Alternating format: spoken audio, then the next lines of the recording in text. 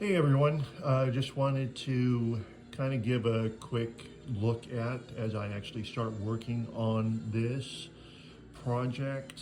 I'm sorry I couldn't find my microphone, so excuse me if the sound kind of goes quietish when I'm talking.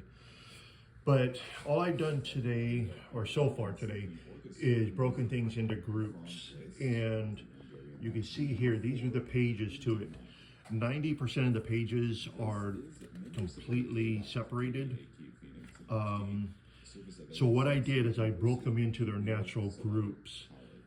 For those who don't know, when a book is created, it's actually printed on one piece like this, and this will be like page 1, 2, and this might be 15, 16.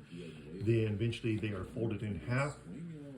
You get another set that is 3, 4, and 11, 12, whatever. They are folded in half and then put inside. And then once they get here about 16 pages or 8 full papers folded in half, then these are put into little booklets, usually either back in the day they were sewn, nowadays they are maybe stapled or glued or like that, but they're folded like this. And then once you get them all these like that, you put them all together, clamp them together, put, again, in the olden days they put some glue, nowadays they put some glue, put the spine on it, and you got yourself a book.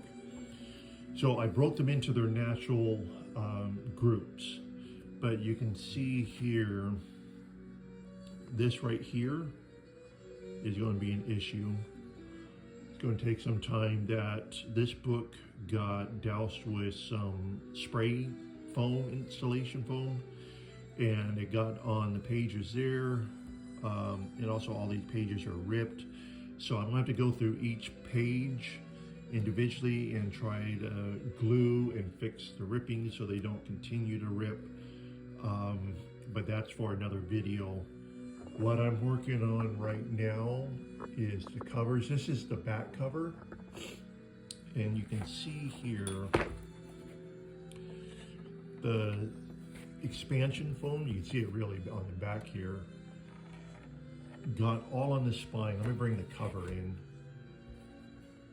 All of this is that expansion foam.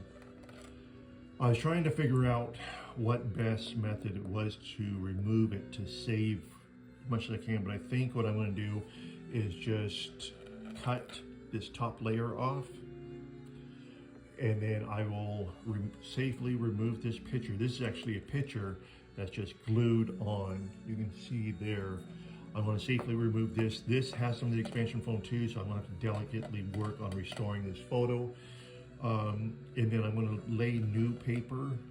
It's like, it's not just regular, but a little bit thicker than regular paper across here. I want to try and get it as much same color as I can. I'm almost probably have to either paint or print out vinyl print and then put a coat of lacquer over for the words.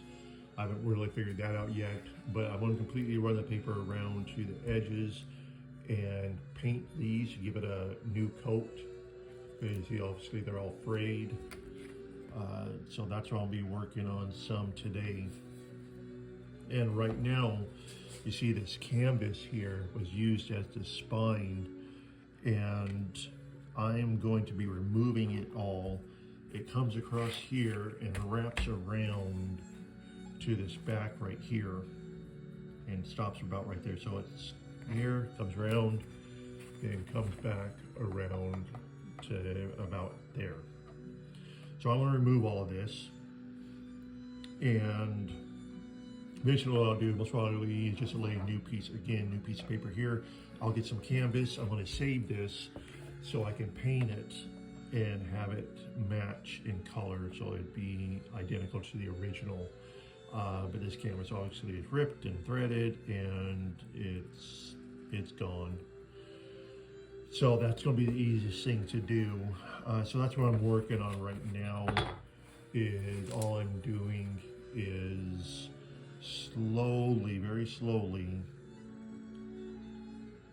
cutting just with a disposable scalpel. I haven't used this on anyone yet.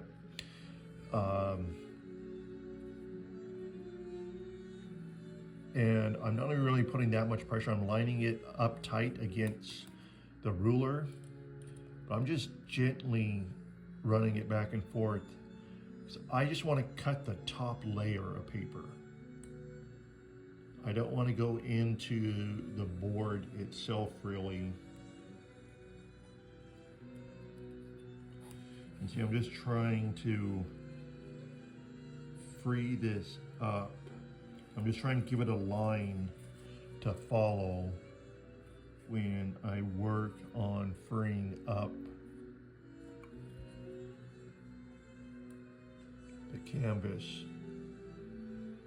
from underneath.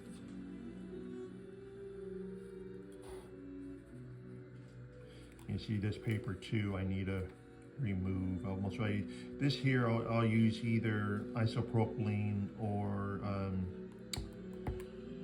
distilled water, and just spray it lightly. Use a Q-tip to damp it lightly and scrape it off. If it was on paper, I would use a wheat paste to moisten it and then scrape it off like that. But since it's on this backer board, I should be able to just use either some isopropylene or distilled water, just very damp it very lightly, and then just slowly scrape it off. Because again, I don't want to damage this board. I try to keep as much original as I can, because eventually at the point, if you keep replacing everything, then is it even the same book? See, I'm just trying to get under this.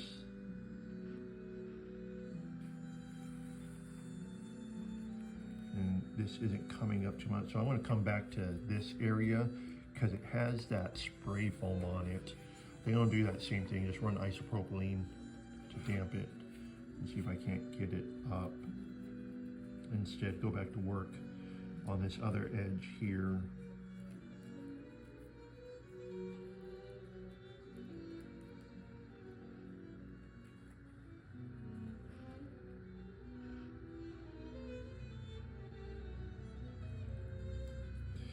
And this isn't the first book I restored. This is the first one I've done for someone else.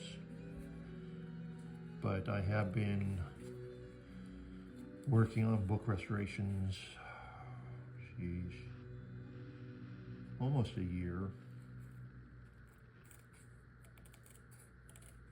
I tried a lot of different things, like removing water stains on 100-year-old paper, and just a lot of different stuff on my own thing, so if I ruin it, I'm not too distraught.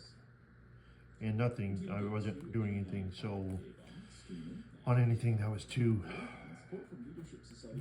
historically valuable or financially valuable. Helps ensure the timeless beauty of classical music is always here for our community. You can join them and learn more.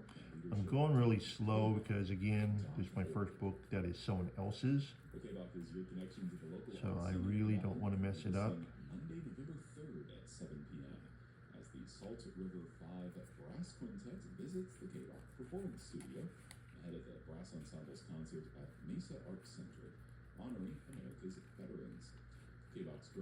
But anyway, sorry, I get distracted working on it. Just giving you all an update.